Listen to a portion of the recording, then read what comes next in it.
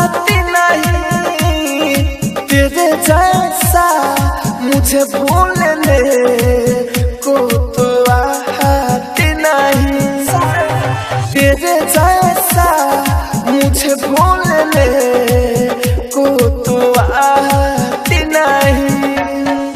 क्या करूं मैं तेरी याद दिल से जाती नहीं, क्या करूं मैं तेरी याद दिल से जाती नहीं, तेरे जैसा मुझे भूलने को तो आती नहीं, तेरे जैसा मुझे भूलने को तो आती नहीं। Mixed by AG Recording Moniz Raksol। तेरे जैसा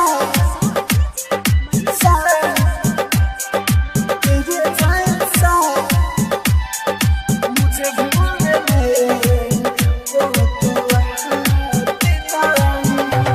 हर दम में तेरा ही नाम आए, तेरी यादें सुबह शाम आए, हर दम में तेरा ही नाम आए, तेरी यादें सुबह शाम आए, तेरी यादें सुबह शाम आए।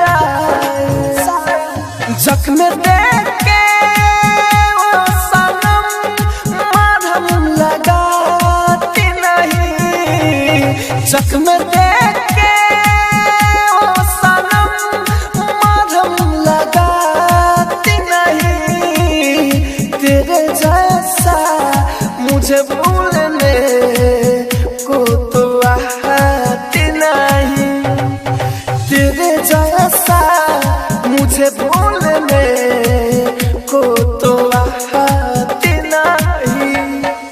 आप सुन रहे हैं AG एंटरटेनमेंट की धमाकेदार प्रस्तुति। तेरे जैसा मुझे भूलने को तो आती नहीं।